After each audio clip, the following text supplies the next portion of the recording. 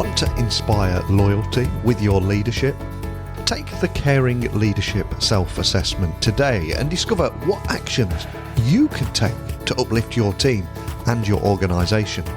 Created in conjunction with Heather's best-selling book, The Art of Caring Leadership, the Caring Leadership Self-Assessment is designed to help you identify key areas for growth, so you too can become known as a leader with heart. Once you complete the self-assessment, you'll instantly receive a report highlighting key areas where you can improve. You'll also have the opportunity to upgrade more detailed reports, including one that helps you benchmark how you stack up against peers in your field, and which will provide you with the additional insight as well as recommended next steps for your journey as a caring leader. Simply visit caringleadership.com and click Self-Assessment to begin your caring leadership journey today. Hello, everybody. It's Heather with the Leadership of the Heart podcast. And today I am thrilled to have Nick Lopez on with me. He actually, normally people, I either find them, I'm either hand-picking them, I'm scouring and I'm finding somebody refers somebody to me, or occasionally somebody will reach out and say, I have this gentleman, this woman, I have someone who I think would be good. And I read his story, the story of his company and just his whole mission and the focus. And I thought, ooh, that's complete alignment with what it is we do here at Employee Fanatics and of course on the Leadership of the Heart podcast. So welcome, Nick. Welcome. Thank you. I'm humbled. It's exciting. I hopefully the people are listening, they'll actually go over to the YouTube as well and check out this beautiful background you have on Get Limed and love, integrity, mission, and excellence as the focus of your company. It just really does. Those things completely meld with Leadership of the Heart, with caring leadership. And I am curious. So let's tell them what this is. Where are you right now in your leadership journey? I'm continuing to learn and level up. I am currently the founder of a national franchise company. We actually just awarded or hopefully about to be awarding our 49th and 50th locations, which is a big milestone. Just a year ago, in August 2020, we had 7 locations. That's some serious growth there, Nick. Yeah. It's amazing. Yep, just working to level up and help others level up. Oh, I love that a lot. I love it. So I'm curious to know the folks that either whether it's the franchisees or those on your kind of like the corporate team, how they see you or like how would they describe you as a leader? That's a good question. I would say accessible. Nice. That's a good one. That's definitely a caring leadership type of behavior, to be accessible to people when they need you. And I'd imagine that's so dang critical. I interviewed and have someone in my book, Chuck Runyon from Self-Esteem Brands, which is Anytime Fitness. And he talked about that and, the listening and being accessible. And that's so important when you're in this building phase of what you're doing. And so tell us more about what you do at Lime. It's Lime, right? Yep. Lime painting. So lime like the fruit. We focus specifically on custom properties, whether it's commercial or residential, and we do the painting for those properties.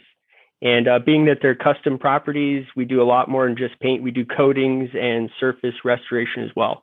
So, over 40 different services we offer, and we're actually the first and only high-end paint company nationally.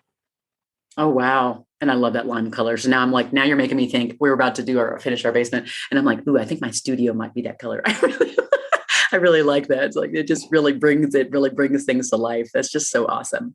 Now I'm curious to know, a painting company, I don't think I've ever seen a painting company that has like that mission focus. I want to go a little deeper on that. So this love, integrity, mission, excellence. Tell me more about that. Yeah. I was, building a successful company and wanted to make sure that I was intentional about how I did that. And, clearly I'm leveling up and helping others level up. It's one thing to only be leveling up. It's, it's also, how are we leveling up? And so I want to define, okay, well, what is the Lime way? Right. So, and that is love, integrity, mission, excellence. That is, those are our values, and it's a big part of our vetting process. And and how we build our team and the culture at Lime. How does that actually, I'm curious to know, how do you kind of enforce that with the franchise units? How do you enforce that at the corporate level? And as you're kind of almost like having a scorecard to kind of gauge whether you're living up to that big, bold statement of values? Yeah, I think it starts with, leadership, right? And people on people, and how we're intentional with serving each other and showing up for one another. It's how are we showing up for each other? And if we can just do it, person by person within our company and be intentional about how we show up through those values, then, that focus on people as opposed to a focus on profits and numbers in the relationship behind the people at Lime makes a difference. Yeah, it really does. I think any organization that makes this as a strategy is going to win all day. And I think what happens often is most organizations are starting from a different place, maybe not the right place, not properly, calibrated. And then they realize afterward that that focus on people is a better strategy. And so they have to like kind of pivot that and change an entire ocean of things, right? When in fact, if you start from that place, it just makes it a lot easier, because then you can say, like, these are the 4 values, like these are it. So then every decision you make should align with those. And if anything knocks up against it, it should be a no, right? It's just that simple. I think some people are like, well, it's not that simple. Well, actually it is that simple. It is that simple if we start from there. And I think that's what's interesting. So I'm curious to know if you ever just, as the founder of this company that's scaling like this, do you ever find like that it's hard sometimes, where the line is hard, or like the road is hard, where you're like, well, love, integrity, like this thing that's here, like there's an opportunity here. We could really do this thing, but is it congruent with excellence or whatever it is? Have you ever had any of that? Yeah. I mean, we could be growing faster. You're growing pretty fast. 7 to 49.50. Wow. I mean, that's crazy.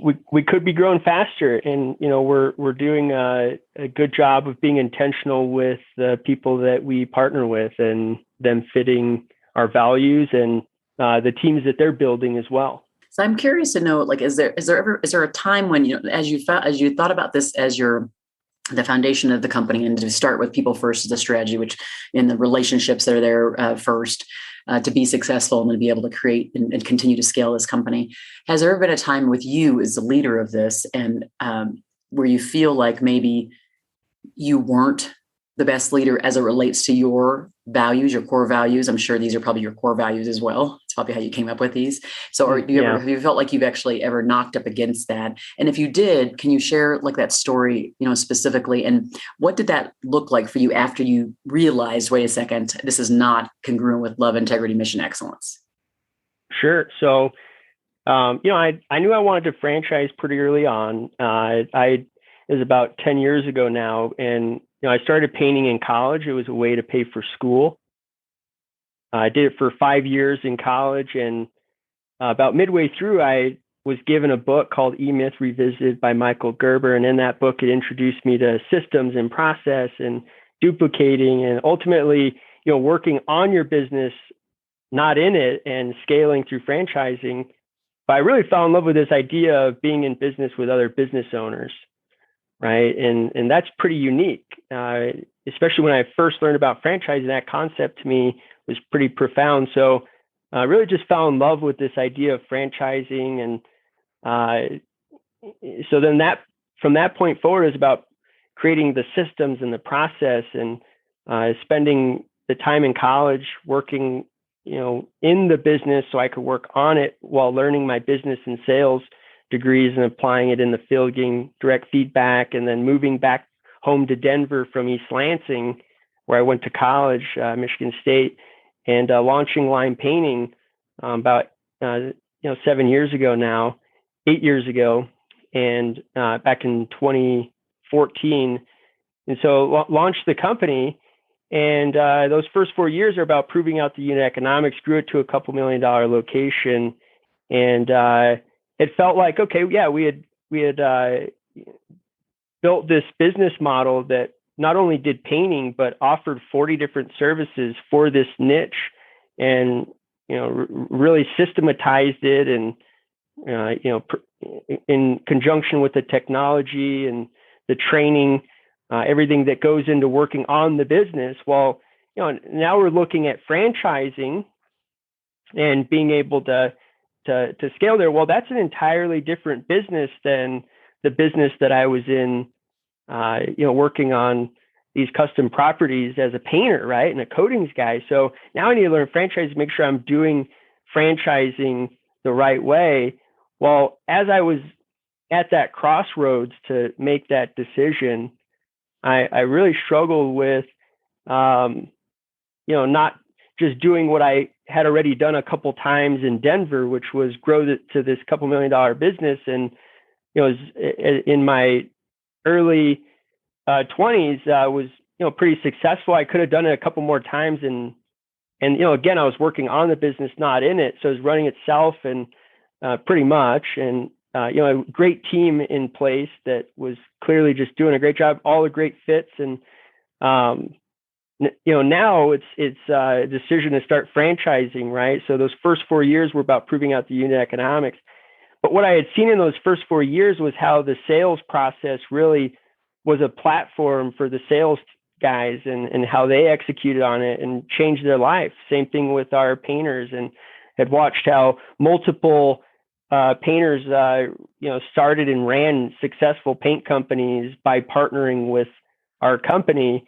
And it's seen how, okay, well, this business model, which is requiring at the time, 5-10 hours of my time per week, generating what it's generating. Okay, well, this can also be a platform for business owners as well. And that's always been the plan. And so I found myself really struggling with that crossroad. And, ultimately I felt like I was being selfish and in not opening up that platform and sharing it. Right. And so also in addition to that, really just realizing that, there's a way to go about how do we share this platform, right? And that's when the values were born, right? Love, integrity, mission, excellence. I actually was working with a client in the Pinehurst Country Club here in Denver, and he had grown and scaled a moving company. And he said, Nick, I know you're a very, you're a values-led guy, and clearly that's why I've worked with you. And what we did with our moving company is we had those values right on our T-shirts. Everyone knew what we stood for. There was no question, right? So when the movers were wearing our T-shirts, they knew how to show up, and we all knew how to show up for each other. And I really took that to heart, and I knew that was great advice. So it was our values coming to life. In love, integrity, mission, excellence. So, okay, well, yeah, we can create success stories, right? The business can create success, but how do we want to shepherd and steward that success? Again, the how, and how do we want to show up for one another? I love that a lot. So much. Yeah. I mean, it's the level of intentionality that went into that. I could just see how you can walk through that. By the way, I wrote that book down because I'm there in my business I went from a solopreneur to an entrepreneur during the pandemic. And now I'm, this whole idea of like scaling and making it independent for me. So I'm kind of going through that same thing. So thanks for giving us that book. So just for you who it could be similarly situated, it's called The E-Myth. It says E-Myth Revisited by Michael Gerber. I love that. I love picking up books from other very smart people like you. And now it's time for Ask Heather Anything, where her guest gets to turn the mic on her and ask Heather anything that they would like to know. So I am known as the employee whisperer. I'm a caring leadership person and the podcast host of Leadership with Heart. What question might you have for me to answer? Well, things are changing, right? Employees are wanting different opportunities and work-life balance. What do you see as the future of what retaining employees? What do you think it looks like? Yeah. What is the next version of being an employer in a place where people thrive and feel fulfilled? And because there's some changes, right? there's some changes that are going on there, and I definitely think it's a good. I would love your perspective. Mm-hmm. Yeah. So here's what I would say. And I would say that the thing I'm going to say is kind of timeless, so that even though like the work environment might change, physically, people might want to be at home. They might be on the beach. They might be wherever they want to be. Right. What happened during the pandemic is that your team members' vision of what was possible, what they want for themselves, their family, drastically changed. It's not even just the workplace. It's just overarchingly, we realized we wanted more we didn't have the connection. We missed the connection. We wanted more connection because we were shut down. We couldn't have it.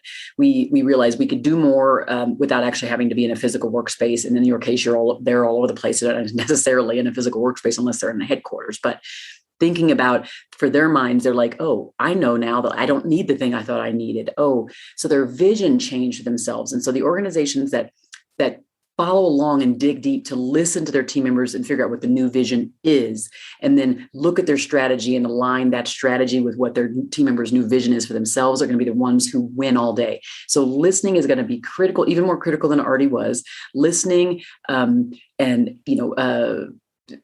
being flexible to change the current strategy to say, how do we then align it? Because here's the thing, the team members and the customers, so customers and employees are the ones that drive the business forward. You know this because you have a strategy on people first, but it's knowing that, okay, I have this strategy, but who actually sees this through? Who serves all of those franchisees? Who gets them all going, right? It's the people behind the scenes that are making all that work.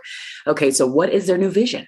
What is their vision for themselves? And once you get to the bottom of what their new vision is, and you figure out, okay, you meaning all leaders, figure out what steps can we do to gather that, to corral that, and to turn it into some kind of long-term strategy, are going to be the ones who win. So that's what I would say as we're looking forward. Dig deeper on the listening, dig deeper on the flexibility, and openness to change yourself. And I think, you'll be doing just fine. Yeah.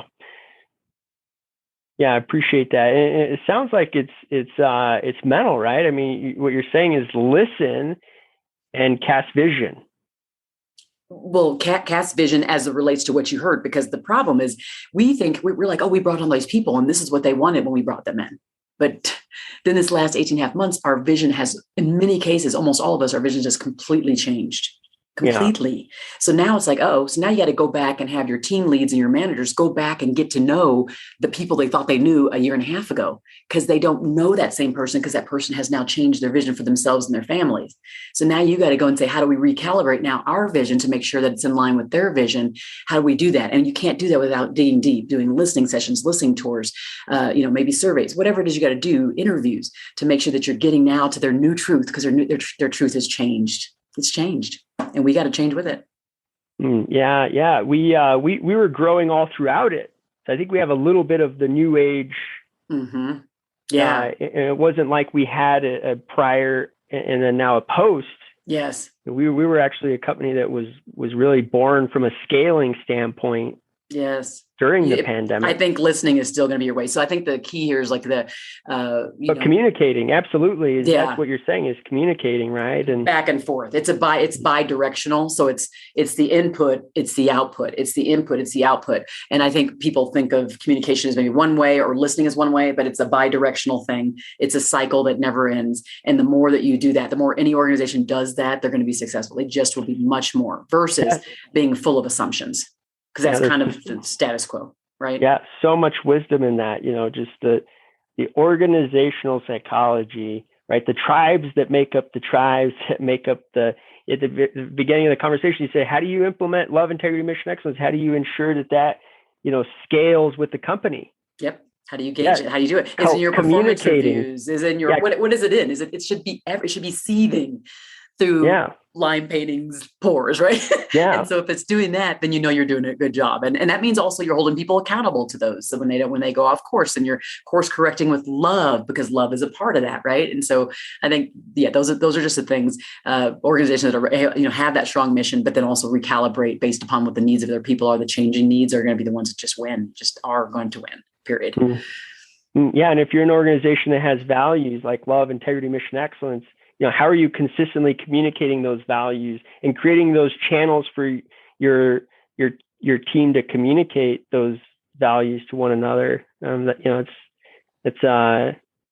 demonstrating it to the end user. Demonstrate, because for you got the end user, the high-end purchaser of the line painting services, and then the franchisees and all those things, right? So you got multiple customers, multiple audiences that you have to figure out how that all aligns and how you're empowering them to meet that's really strong value statement. So it's a lot that goes into it. It is, I think, you're very strategic. So I'm sure it'll be just fine, but there are lots that aren't thinking about how it connects all from front to back. And it is critical if you want to be successful in that. So thanks for asking.